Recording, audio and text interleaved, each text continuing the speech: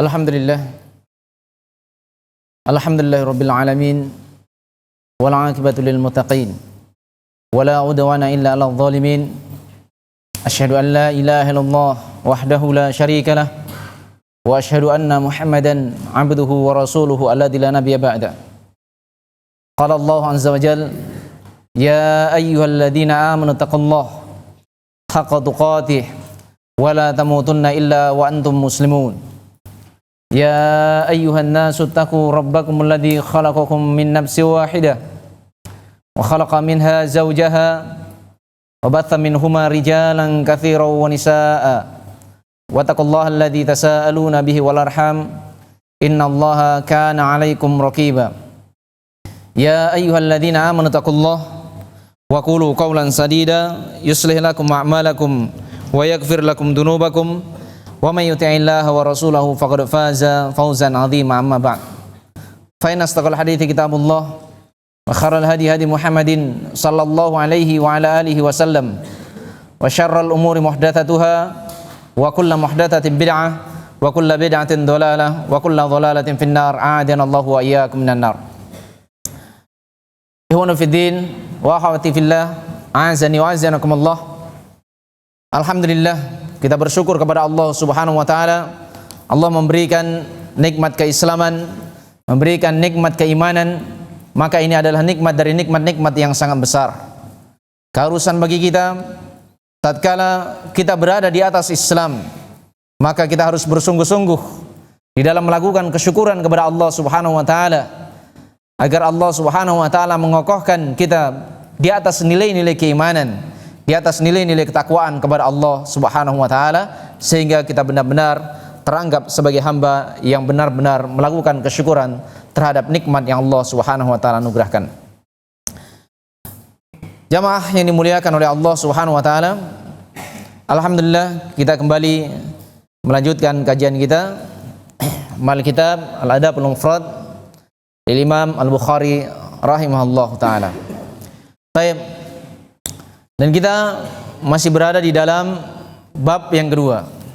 Bab yang kedua, bab birril bab yang berkaitan dengan kewajiban berbakti kepada seorang ibu.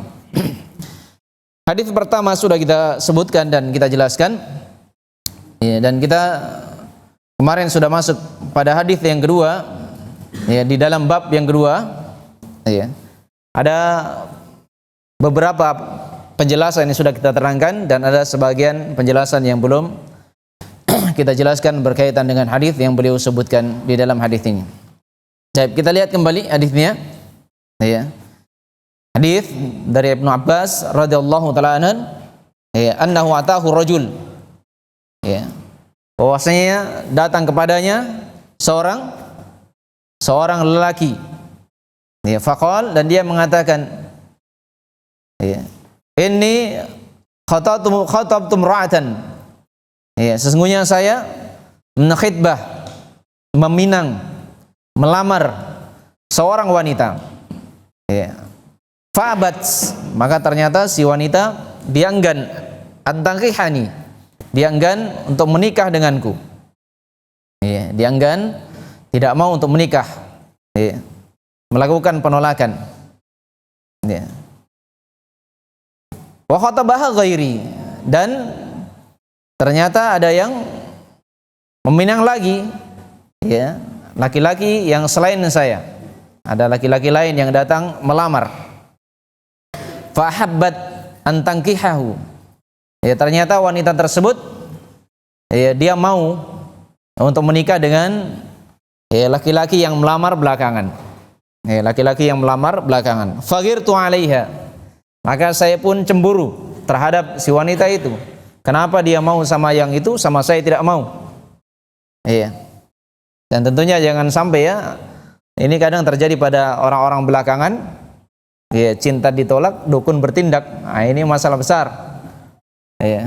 Orang-orang yang datang ke dukun tentunya ini memiliki masalah yang sangat besar dengan Sang Maha Pencipta. Man ata'arrafan aw kahinan fasaddaqahu bima yaqul faqad kafara bima unzila ala Muhammadin sallallahu alaihi wa alihi wasallam. Ya. Kata Rasulullah sallallahu alaihi wasallam, barang siapa yang datang kepada ya orang-orang yang dikenal dengan apa? Ya, paranormal.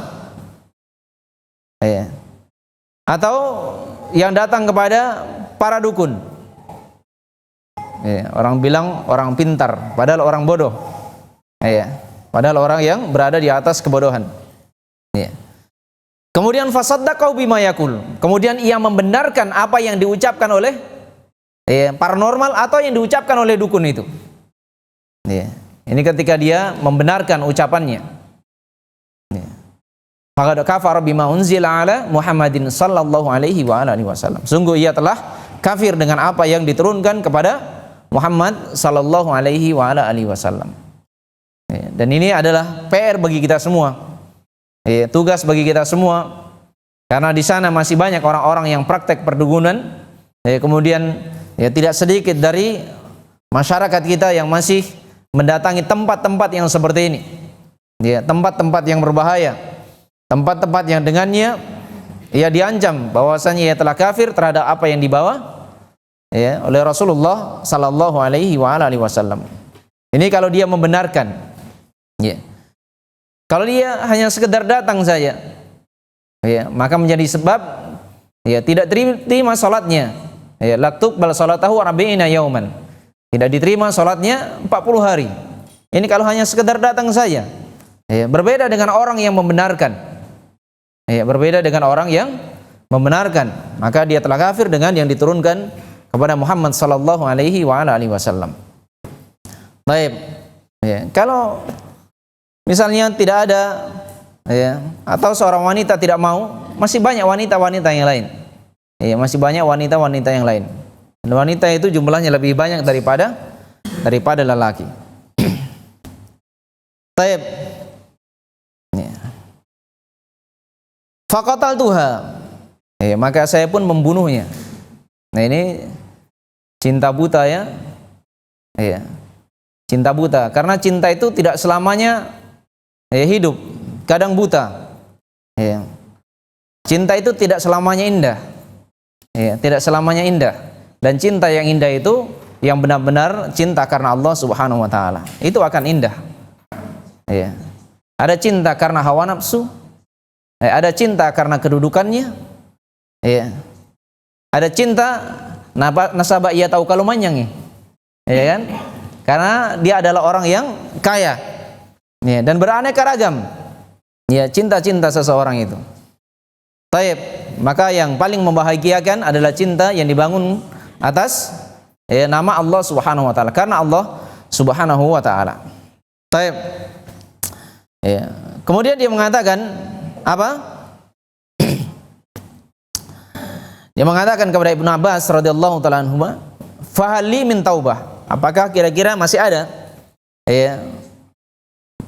penerimaan taubat untuk saya? Kira-kira kalau saya bertobat diterima tidak? Dan tentunya seorang ketika bertanya harus bertanya kepada orang yang tepat. Kalau curhat juga curhat pada orang yang tepat. Jangan keliru di dalam curhat itu. Antum melihat orang-orang yang ada di antara manusia yang membunuh 99 jiwa, kemudian dia ingin bertobat, tapi keliru dia curhatnya. Curhat di tempat orang yang keliru. Akhirnya apa? Karena keliru di dalam memberikan fatwa, maka orang yang memberikan fatwa dia bunuh sehingga genap 100. Apalagi di zaman-zaman sekarang kalau ada masalah, ini kekeliruan. Kondisi sebagian manusia curhatnya di medsos. Ada masalah pribadi curhatnya di medsos. Ini masalah besar ini. Ini masalah dari masalah-masalah yang besar. Ketika seseorang keliru di dalam mengadukan masalah-masalah yang menimpanya, bukan semakin membaik, tapi menjadi sebab perkara tersebut semakin bertambah parah. Semakin bertambah parah. Baik, jamaah ini dimuliakan oleh Allah Subhanahu wa taala. Maka ketika seseorang ada masalah-masalah di dalam perjalanan kehidupannya, dia cari orang yang tepat. Cari orang yang tepat yang dapat menjadi sebab memberikan solusi dari masalah-masalah yang menimpanya. Jangan setiap Ya, teman yang datang selalu diajak cerita tentang masalahnya. Datang lagi yang satu, ya, diajak lagi cerita tentang masalahnya. Ya, akhirnya dia sendiri yang menyebar hal-hal yang berkaitan dengan dirinya, hal-hal yang kurang bagus tentang dirinya, tersebar di tengah-tengah manusia sebab dirinya sendiri. Ya, apalagi kalau disebar di medsos, satu kali share sudah berapa orang yang lihat. Ya, ini adalah masalah dari masalah-masalah yang hendaknya diperbaiki. Setiap orang memperhatikan dirinya. Ya, karena setiap masalah yang menimpa itu adalah perkara yang telah ditetapkan oleh Allah Subhanahu wa taala. Bukankah Allah Subhanahu wa taala sudah berfirman, "Wa nabluukum bil syarri wal khairi fitnah." Ya. Allah sudah menjelaskan di sini. Dan kami akan memberikan bala kepada kalian, memberikan ujian kepada kalian dengan perkara yang buruk maupun dengan perkara yang baik. Ada yang diuji dengan kesedihan, ada yang diuji dengan kesenangan. Ada yang diuji dengan kegagalan, ada yang diuji dengan kesuksesan, keberhasilan. Dan ini adalah ujian dari Allah Subhanahu wa taala. Dan ini adalah ketetapan yang hendaknya setiap orang itu menyadarinya. Dia gagal umroh, itu adalah perkara yang ditetapkan oleh Allah Subhanahu wa taala. Di awal-awal terjadinya COVID-19, ketika pemerintah Saudi tiba-tiba menutup berkaitan dengan ibadah haji dan umroh, maka orang-orang yang di luar sana pada ribut memberikan tuduhan-tuduhan yang menyakitkan, Wahabi, Wahabi, Wahabi, demikian seterusnya. Belakangan dengan berjalannya waktu ternyata mereka yang benar. Ternyata mereka yang benar. Jamaah yang dimuliakan oleh Allah Subhanahu wa taala. Dan negeri-negeri yang padanya terdapat orang-orang yang dalam pemahaman terhadap ilmu agama, kadang mereka bisa mengira-ngira. Seseorang tidak bisa memastikan, tapi mengira-ngira. Biasanya kalau demikian nanti akan seperti ini. Dan para ulama kadang seperti itu, memperkirakan. Kadang sesuatu itu bisa diperkirakan. Yang orang-orang yang berada di atas kejahilan, mereka tidak mengetahuinya kecuali kalau sudah terjadi. Jamaah yang dimuliakan oleh Allah Subhanahu wa taala. Taib, fahal min taubah. Apakah masih ada taubat untukku? Taib. Jadi di sini dia melakukan pembunuhan disebabkan karena ditolak pinangannya, ditolak lamarannya. Ini hal yang hendaknya diperhatikan. Seorang itu ketika datang melamar, maka dia mohon kepada Allah Subhanahu wa taala agar Allah memberikan kemudahan-kemudahan. Boleh jadi kurang dari apa yang ia lakukan, kurang doanya kah, kurang kesabarannya kah, kurang keikhlasannya kah, atau ketika meminang dikuasai oleh syahwat saja. Jamaah yang dimuliakan oleh Allah Subhanahu wa taala. Dan tentunya meminang ini adalah tahap yang jatuh setelah yang namanya apa? Melihat. Walaupun sebenarnya boleh seseorang tidak melihat, tapi afdalnya yang utama adalah dengan melihat calon pinangan baru menuju kepada apa? Yang namanya khitbah, melamar. Karena kalau seorang itu khitbah dulu, melamar dulu, belum melihat calon pinangan, setelah khitbah sudah cerita panainya berapa, harinya, tanggalnya sudah ditentukan, nakana tamangkasar alat tokmi, tapi setelah itu baru lihat, ternyata tidak sesuai dengan apa yang digambarkan. Akhirnya terjadilah apa yang terjadi. Baik, jamaah yang dimuliakan oleh Allah Subhanahu wa taala. Dan kemarin kita sudah sebutkan berkaitan dengan syarat-syarat seseorang itu melihat calon pinangan. Ada berapa kemarin? Ada berapa? Apa itu?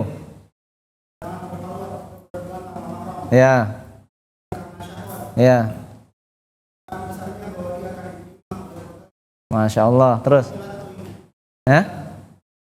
Terus? Terus? Yang keenam. Baik, Hasan. Itu 6 syarat. Masya Allah ya. Hah? Antum masih bujang? Ya? Oh, ada yang satu tadi. Antum bisa dapat hadiah kayaknya. Silakan antum. Ayo silakan sini. Abdul. Allah. Pelajaran yang lalu masih ingat? Iya. Taib. Ya, berkaitan dengan nadhar, ini adalah perkara dari perkara-perkara yang Rasulullah SAW memerintahkan fandur ilaiha, perintah untuk nadhar, melihat calon pinangan. Fainahu akhra ayyudhama bainakuma, karena hal tersebut adalah suatu perkara yang dapat menjadi sebab langgeng, langgengnya kehidupan rumah tangga. Langgengnya kehidupan rumah tangga. Setelah itu baru masuk berkaitan dengan melihat. Setelah melihat, maka masuk berkaitan dengan khidbah.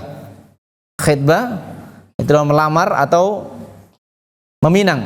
Melamar atau meminang. Baik. Dan berkaitan dengan melamar,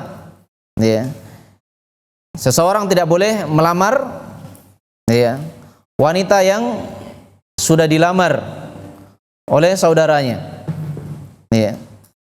Tidak boleh melamar wanita yang sudah dilamar oleh saudaranya. Wala yahtubur rajul ala khidbati akhihi. Seseorang tidak boleh melamar wanita yang sudah dilamar oleh saudaranya. Yang dilarang di sini adalah ketika sudah ada gambaran bahwasanya laki-laki yang datang itu diterima. Laki-laki tersebut diterima. Maka ketika ada gambaran bahwasanya adalah orang yang diterima, maka tidak boleh masuk. Ia tidak boleh masuk.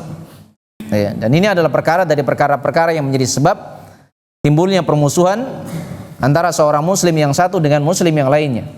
Disebabkan karena apa? Karena melakukan gangguan-gangguan, perkara yang menjadi sebab sakit hati seorang muslim terhadap yang lainnya. Dan di dalam riwayat Al-Bukhari dan Muslim, kata Rasulullah SAW apa? Di dalam hadis riwayat Bukhari dan Muslim dari Abdullah bin Umar, apa kata Rasulullah? Al-muslimu akhul muslim, la yadlimu wa la yuslimu. Kan? Seorang muslim itu adalah saudara bagi muslim yang lainnya, tidak boleh mendolimi, dilarang mendolimi, dan ini adalah perkara yang menjadi sebab sakit hati. Dan tidak boleh melakukan pembiaran ketika saudaranya itu didolimi. Jadi tidak boleh mendolimi dan tidak boleh membiarkan saudaranya terdolimi. Ini keharusan seorang muslim itu terhadap saudaranya. Jangan menjadi sebab sakit hati. Dan Rasulullah SAW sudah menegaskan di dalam hadis riwayat Muslim apa? La yakhtubur rajul ala khidbati akhihi. Seorang lagi tidak boleh menkhidbah, melamar di atas lamaran saudaranya.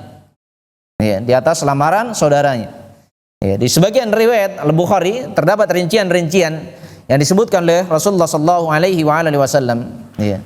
Dari Abdullah bin Umar radhiyallahu taala anhu, beliau menyebutkan Rasulullah sallallahu alaihi wasallam, Rasulullah sallallahu alaihi wasallam melarang ayyabi'a ba'dukum ala bai'i ba'. Ini yang pertama larangan di dalam hadis ini. Rasulullah sallallahu alaihi wasallam melarang menjual menjual di atas jualan saudaranya. Menjual di atas jualan yang selainnya. Karena kata bai' itu masuk jual dan beli. Demikian pula sebaliknya. Tidak boleh membeli di atas belian yang lain. Tidak boleh. Dan hal ini adalah perkara dari perkara-perkara yang dilarang. Misalnya seorang menjual, si A si pembeli, si B si pemilik barang. Si B si pemilik barang. Maka telah terjadi pembicaraan antara keduanya. Si A bertanya kepada si B, si pemilik barang, berapa barang tak ini? Maka si B menyatakan ini harganya 12.000. Harganya 12.000. Si A mengatakan sudah 10.000 saja. 10.000 saja. Kemudian ada tetangganya si C, si penjual juga. Sekarang si B mengatakan tidak bisa. Itu sudah harga pas 12.000. Si C datang bisik-bisik kepada si A. Di tempatku saja. Kalau di tempatku 10.000 ku kasih. Iya. Ini menjual di atas jualan saudaranya, dan ini adalah perkara dari perkara-perkara yang dilarang. Iya. Perkara dari perkara-perkara yang dilarang. Iya. Wala yasumu ala shaumi akhihi. Atau sebaliknya, ya, dia menawar di bawah, ya, tawaran saudaranya. Ya. Misalnya si A si membeli barang kepada si B. Ya. Misalnya harganya ditawarkan oleh si B harga 15.000. 15.000. Ya. Si A menawar, ya, si A menawar 10.000. Ya. Sekarang masih sementara terjadi pembicaraan transaksi di antara mereka. Ya. Terjadi di antara mereka. Kemudian datang si C, pembeli bukan penjual. Ya. Ini sementara terjadi transaksi, yang satu, yang pertama mengatakan mau tawar berapa? 10.000. Ya, harganya berapa tadi diberikan penjual? 15.000. Ya. Kemudian si C datang, sudah, saya saja yang beli 15.000. Nah, saya saja yang beli 15.000. Ini adalah perkara dari perkara-perkara yang dilarang. Ya. Baik. Jamaah ini dimuliakan oleh Allah Subhanahu wa taala. Wala yakhtubur rajul ala khitbati akhihi. Kemudian kata Rasulullah sallallahu alaihi wasallam, dan janganlah seseorang mengkhitbah di atas khitbah saudaranya. Ya. Hatta yakturkal khatibu qablahu. Aw ya'dana lahul khatib. Ya. Sampai orang yang melamar itu, orang yang melamar sebelumnya meninggalkannya. Ya. Karena tidak jadi dia tinggalkan, baru dia masuk. Ya. Aw ya'dana lahul khatib, atau memang diizinkan oleh orang yang melamar yang pertama. Ya. Misalnya akhwin mau menikah misalnya. Ya. Kemudian, ya, ketika dia melamar, masih sementara melamar, ada gambarnya diterima. Ya, ada gambaran diterima. Kemudian kawannya antum datang, saya mau melamar juga, itu perempuan yang kita lamar. Iya. Sekarang kalau akhwin mengizinkan, ini dibolehkan. Kalau dia mengizinkan. Ya, jadi kalau dia meninggalkan atau dia diberikan izin oleh yang melamar yang pertama. Kalau diizinkan, tafadhol, datang saja. Tidak ada masalah. Kira-kira bagaimana antum mau izin? Kepada saudara yang melamar seorang wanita. Taib, kalau dari sisi bolehnya boleh, tapi dari sisi etika kayaknya yang kurang bagus. Iya. Taib. Di sebagian riwayat hatta yankih au yatruk. Ya. Sebagian riwayat Bukhari dan Muslim dari Abu Hurairah, sampai ya, orang yang melamar itu menikah dengan wanita itu. Kalau sudah menikah, kira-kira boleh dilamar? Tidak boleh. Atau dia meninggalkannya. Kalau dia meninggalkannya berarti tidak jadi, baru dia boleh masuk. Ya. Taib. Maka dari sini ya, bahwasanya berkaitan dengan melamar itu, ya, terambil faedah, ya, hukum asalnya dia tidak boleh melamar perempuan yang sementara dia khitbah dan ada gambaran diterima. Ya, ada gambaran diterima. Ya. Dia tidak boleh mengkhitbahnya kecuali, ya, kecuali kalau dia meminta izin kepada orang yang melamar sebelumnya dan diberikan izin. Ini yang pertama. Ya. Kemudian yang kedua, apabila orang yang melamar sebelumnya ternyata tidak jadi, dia meninggalkannya. Ya, kalau tidak jadi, tidak apa-apa antum maju. Iya. Atau yang ketiga, ya, Allah yaskuna ilaihi. Ya. Si wanita ini masih belum tenang, artinya belum diterima. Ya, kalau belum diterima masih boleh masuk. Ya. Atau yang keempat, la ya'rif halah. Dia tidak tahu kondisi si wanita itu. Ya. Dia tidak tahu kalau si wanita itu sudah dilamar. Kalau dia tidak tahu wanita itu sudah dilamar, ya tidak ada masalah. Kalau namanya orang tidak tahu. Ya. Si A datang melamar jam, ya, misalnya jam 7, ya, jam 8 pulang, ternyata jam setengah 9 si B datang juga melamar. Kan tidak tahu. Atau tiba-tiba sama-sama datang, sama-sama datang melamar. Baik, maka kalau dalam kondisi tidak tahu tidak mengapa, sebagaimana yang terjadi kepada siapa? Fatimah bintu Qais. Fatimah bintu Qais radhiyallahu taala anha di dalam hadis riwayat Muslim. Ketika datang dua orang yang melamar Fatimah bintu Qais, yaitu Muawiyah ibn Abi Sufyan, demikian juga Abu Jam, dia juga melamar Fatimah bintu Qais. Dan ternyata ia belum menerima. Dia belum menerima keduanya. Dan ia datang kepada Rasulullah sallallahu alaihi wasallam, mengadukan hal tersebut kepada beliau. Ada dua orang yang melamar dan dua orang tersebut belum diterima. Maka Rasulullah sallallahu alaihi wasallam memberikan gambaran-gambaran, memberikan gambaran-gambaran kepada Fatimah bintu Qais radhiyallahu taala anha.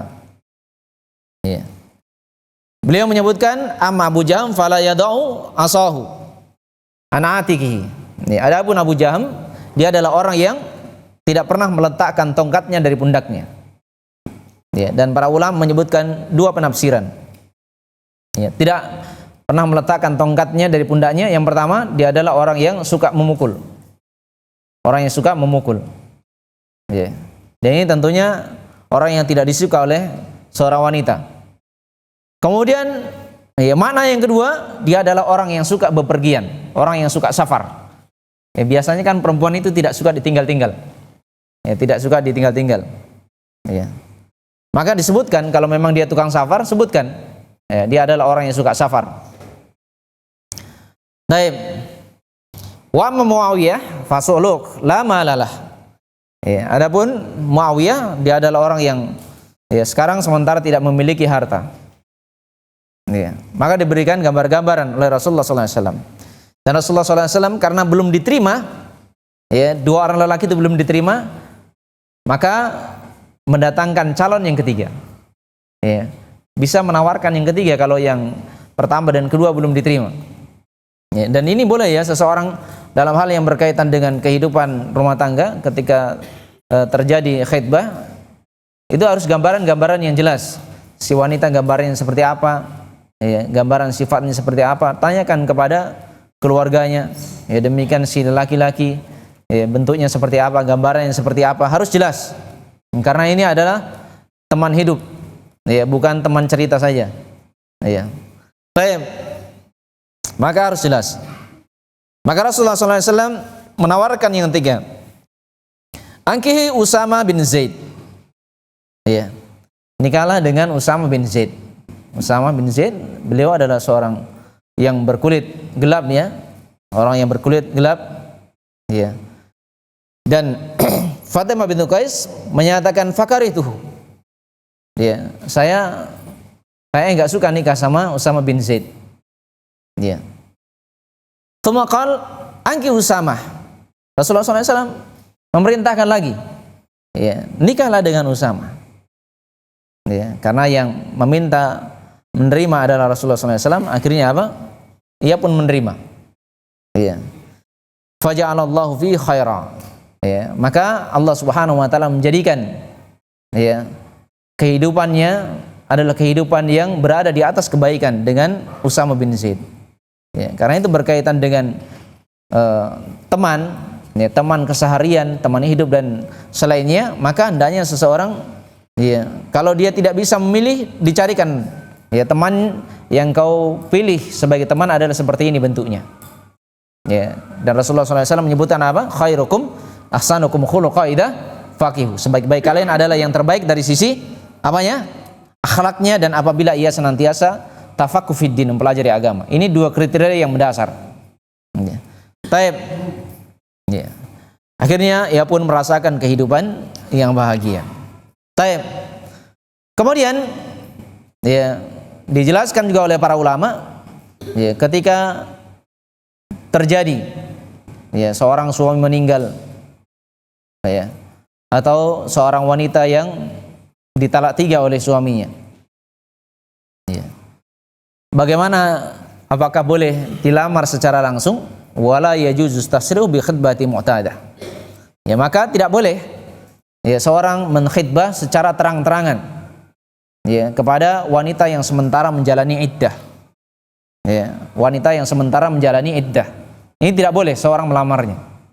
Dan kadang ini terjadi di tengah-tengah masyarakat, melamar wanita sementara menjalani iddah. Ini adalah perkara dari perkara yang dilarang oleh Allah Subhanahu wa taala. Dan Allah menegaskan ya di dalam Al-Qur'an, di dalam surah Al-Baqarah ayat 228, ya, wal mutalaqatu yatarabbasna bi anfusihin thalathata quru. Ya, lihat ya, orang-orang yang ditalak dari wanita-wanita yang diceraikan, ya, maka hendaknya ia menahan diri. Ya, tidak boleh melakukan akad. Ya, tidak boleh melakukan akad. Ya, tidak boleh menerimanya ya sampai apa? Ya, thalathata quru. Ya, thalathata quru yang diinginkan adalah haid 3 kali. 3 kali haid. Ya, sehingga nampak jelas wanita tersebut apakah dia ya mengandung atau tidak. Mengandung atau tidak. Ya. Taib. Jadi yang disebutkan di sini larangan secara tasrih, secara terang-terangan. Adapun kalau tidak secara terang-terangan dibolehkan. Ya, misalnya seseorang mengatakan, ya, nanti kalau ya, sudah selesai iddahmu tolong kabari saya. Kalau masa iddahmu selesai tolong kabari saya. Ini kan tidak terang-terangan. Ya, yang dilarang sekarang secara terang-terangan. Dia mengatakan nanti kalau sudah selesai iddahmu saya akan melamarmu. Aku akan menjadikan dirimu sebagai pendamping hidupku. Nah, ini terang-terangan ya. Taib, ini yang terlarang. Taib. Kemudian ya, kalau wanitanya menopause, ya, karena kadang ada wanita yang sudah tidak haid-haid lagi, ya, menopause biasanya di usia 40 ke atas. Ya, biasanya, walaupun kadang ada wanita yang di atas itu masih biasa-biasa saja. Ya. Kalau untuk wanita-wanita yang menopause, ya, maka ditegaskan oleh Allah Subhanahu wa taala, "Wallai ya'isna minal mahidi min nisaikum in irtabatum fa iddatuhunna thalathatu ashhur." Ya, di dalam surah At-Talaq ayat yang keempat. Ya, untuk wanita-wanita yang ya tidak haid lagi, ya, kalau kalian ragu, maka ditentukan jumlahnya, berapa masa iddahnya, yaitu selama berapa? Selama 3 bulan. Ya, selama 3 bulan. Wallai lam yahidun. Demikian juga untuk orang-orang yang menikahi wanita-wanita tua. Jadi sekarang antum kalau menikahi wanita tua, misalnya untuk yang kedua, yang ketiga, atau yang pertama, ya, maka ketika mereka adalah wanita yang ditinggal mati, ya, atau ditalak, ya, dan mereka adalah wanita yang tua, biasanya wanita tua sudah tidak haid lagi. Ya, kalau tidak haid lagi, maka sama 3 bulan. Ya. Adapun kalau wanita tersebut adalah wanita yang hamil, maka dijelaskan oleh Allah di kelanjutan ayat At-Talaq ayat yang keempat, ya, wa ulatul ahmali ajalahunna ayyadhana hamlahun. Kalau wanita yang hamil, masa iddahnya kapan? Ya, sepanjang dia hamil sampai dia letakkan kehamilannya, sampai melahirkan. Jadi kalau sudah melahirkan baru boleh dilamar. Ya, karena orang-orang yang hamil tidak boleh melakukan pernikahan. Ya, tidak boleh melakukan pernikahan. Dan Allah sudah menegaskan, wala ta'zimu 'uqdatan nikah hatta yablughal kitab. Ya. Orang-orang yang sementara menjalani iddah, ya, apakah dia wanita hamil maupun selainnya, maka mereka adalah orang-orang yang tidak boleh melakukan apa? Melakukan akad nikah. Ya, sampai dia meletakkan kandungannya, Maka tidak boleh menikahi wanita-wanita yang hamil. Ya, menikahi wanita-wanita yang hamil. Ini adalah suatu perkara yang mengerikan dan terjadi kadang di sebagian tempat. Ya, menikahi wanita-wanita yang berada dalam kondisi hamil. Taib, jamaah ini dimuliakan oleh Allah Subhanahu wa taala, dan ini termasuk nikah syubhat, ya. Ya, nikah syubhat. Ya. Nikah yang tidak sah di dalamnya. Nikah yang tidak sah. Ya, hukum secara umum seperti itu. Ya, demikian juga orang yang nikah yang termasuk nikah syubhat, yaitu seorang yang nikah dengan mahramnya. Nikah dengan mahram ini nikah syubhat ini. Ya. pernikahannya adalah pernikahan yang tidak sah. Walaupun di dalamnya terdapat rincian-rincian dan akhirnya mereka harus berpisah, ya, karena seseorang tidak boleh menikahi orang-orang yang haram untuk dinikahi, orang-orang yang haram untuk dinikahi. Jamaah yang dimuliakan oleh Allah Subhanahu wa taala. Ya.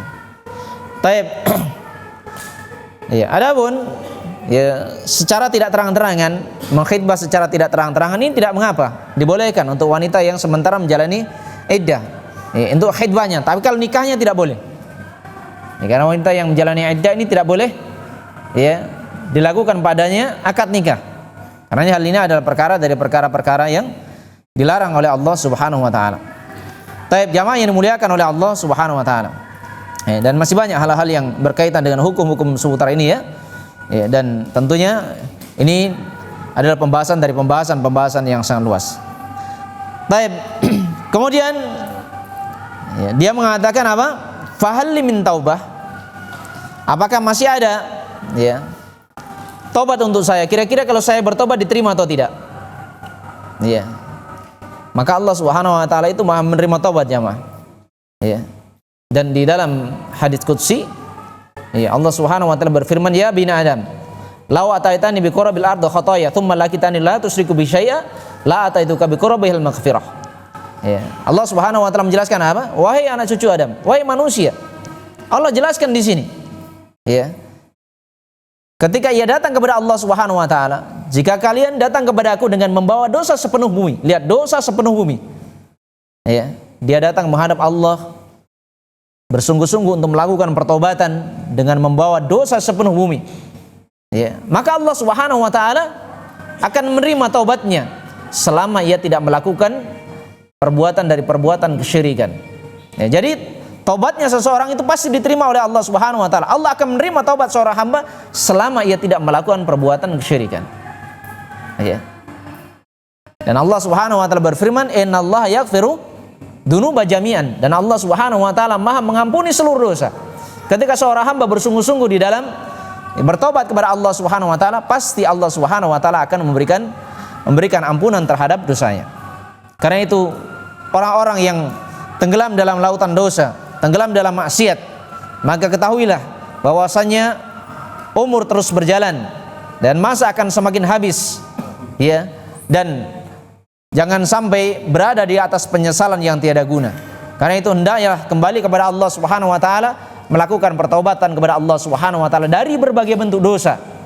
Ya, dari berbagai bentuk maksiat, dari berbagai bentuk kedzaliman. Kedzaliman kepada kawan, kepada saudara, kepada teman, kepada tetangga, kepada orang tua apalagi.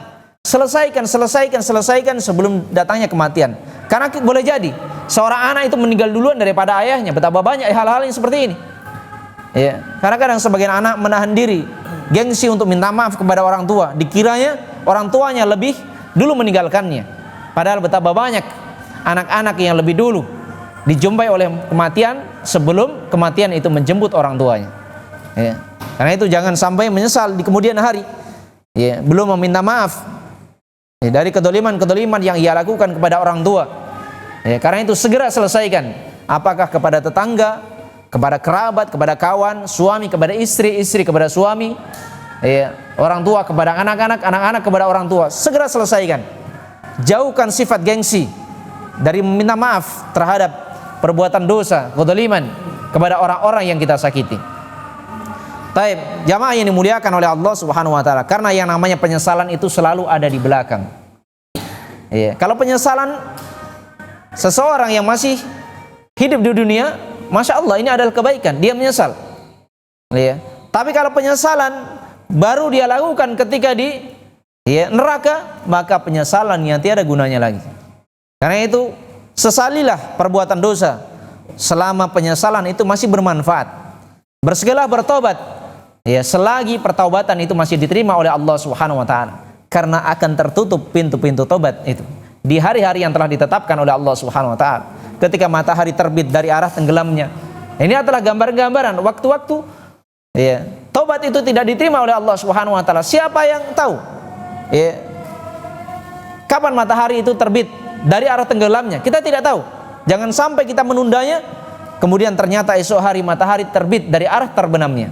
Dan ini adalah waktu tertutupnya pintu taubat. Allah tidak menerima lagi ya taubat seorang hamba ya dari kedolimannya, dari kekeliruannya apabila matahari telah terbit dari arah tenggelamnya. Ya, dari arah tenggelamnya. Karena itu hendaknya segera kembali melakukan pertobatan kepada Allah Subhanahu wa taala. Baik. Kemudian ya, Ibnu Abbas radhiyallahu taala anhu beliau bertanya, ya. Qal ummuka hayy? Apakah ibu masih hidup? Ya. Apakah ibu masih hidup?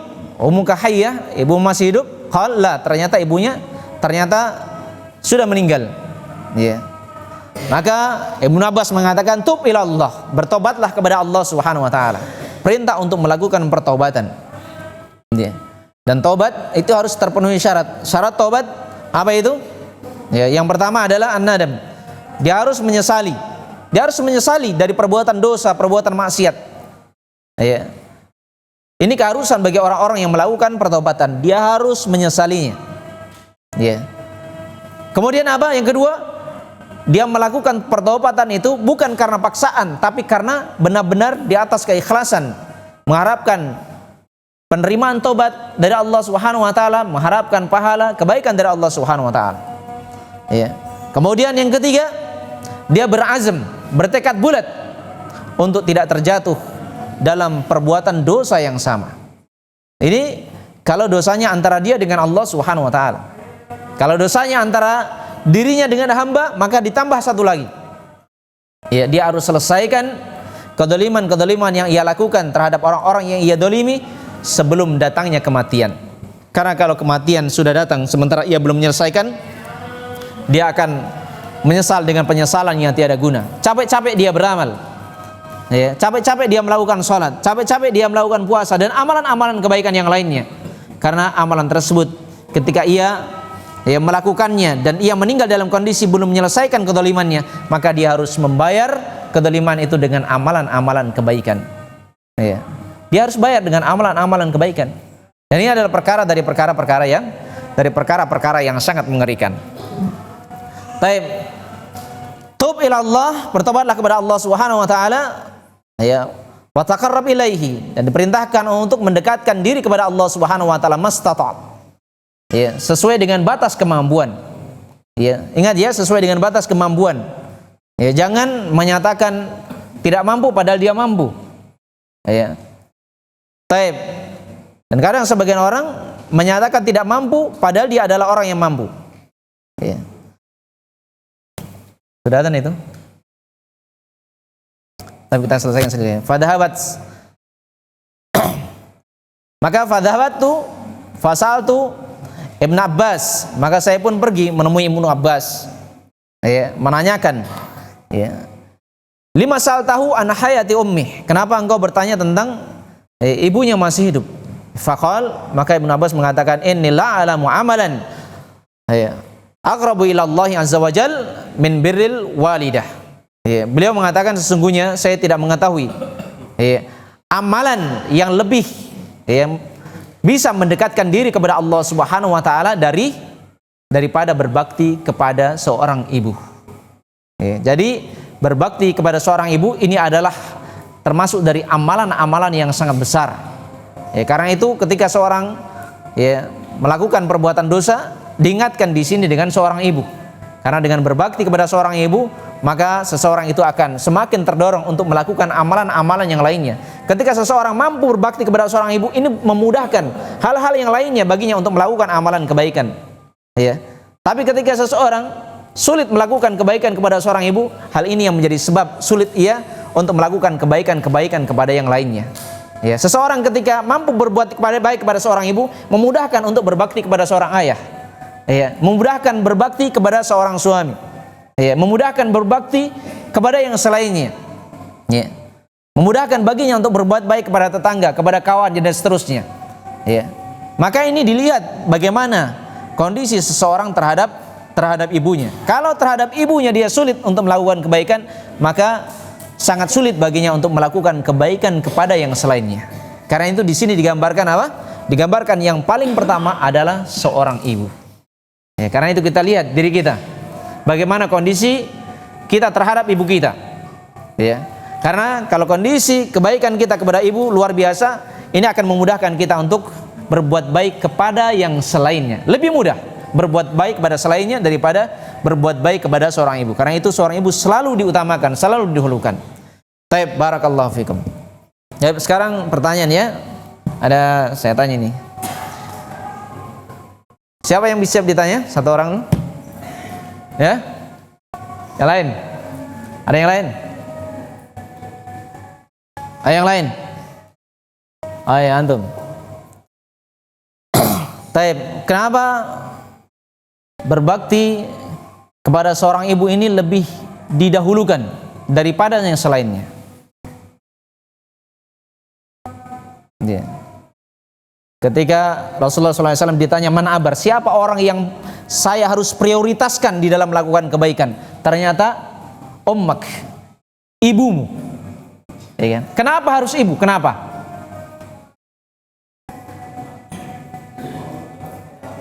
Ya? Kenapa? Kenapa harus ibu dulu? Baru ayah, baru yang selainnya.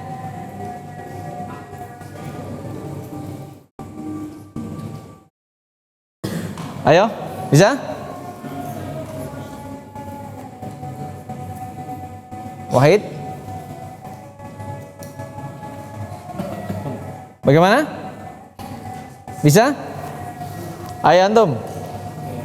Ada dua ayat yang menjelaskan tentang itu. Yang pertama, wawassaynal insana biwalidayhi ihsana hamalathu ummuhu kurha wa wada'athu kurha hamluhu wa fisaluhu 30 syahra hatta idza balagha ashuddahu wa balagha 40 sana. Ayat selanjutnya. Oh iya. Baik, ibu mengandung dalam kondisi berat, ya, kemudian melahirkan dalam kondisi berat, menyusuinya dalam kurun waktu 2 tahun. Ya, ketika hamil tidak bisa tengkurap, sulit, miring susah, ya, terlentang susah, serba berat kondisi seorang ibu itu. Ya, perjuangan seorang ibu terhadap seorang anak, perjuangan yang ya, sulit, ya, perjuangan yang sangat berat di atas berat. Ya, karena itu ketika seorang ingin berbuat baik, maka yang paling utama, yang diutamakan, didahulukan adalah seorang ibu. Baik, barakallahu fiik. Antum ini? Ayo. Wayakum. Antum? Hah? Siapa lagi? Oh ya, antum. Apa pertanyaannya? Oh, belum tanya.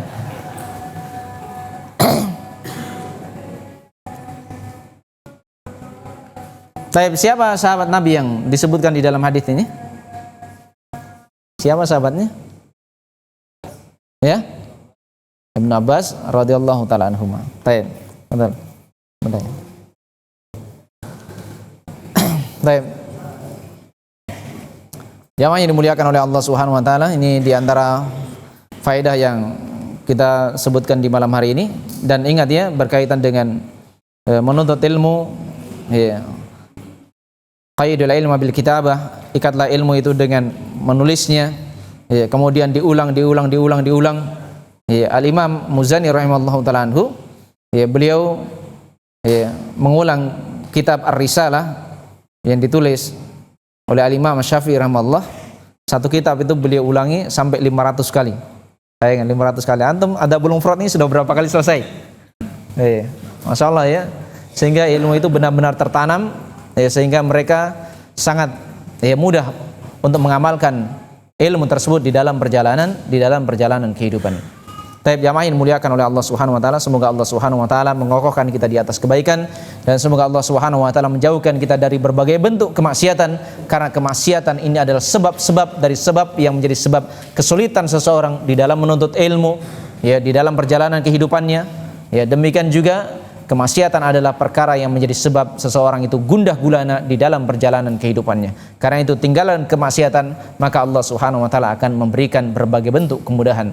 Semoga Allah Subhanahu wa taala mengokohkan kita di atas nilai-nilai keikhlasan, mengharapkan kebaikan, keutamaan dari Allah Subhanahu wa taala, dan semoga Allah Subhanahu wa taala menjadikan kita termasuk orang-orang yang meninggal dalam kondisi masih berada di atas kebaikan, sehingga kita pun meninggal dalam kondisi mendapatkan keridhaan dari Allah Subhanahu wa taala, Rabb semesta alam. Amin.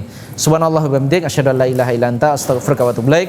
Wa akhiru da'wana alhamdulillahirabbil alamin. Wassalamualaikum warahmatullahi wabarakatuh.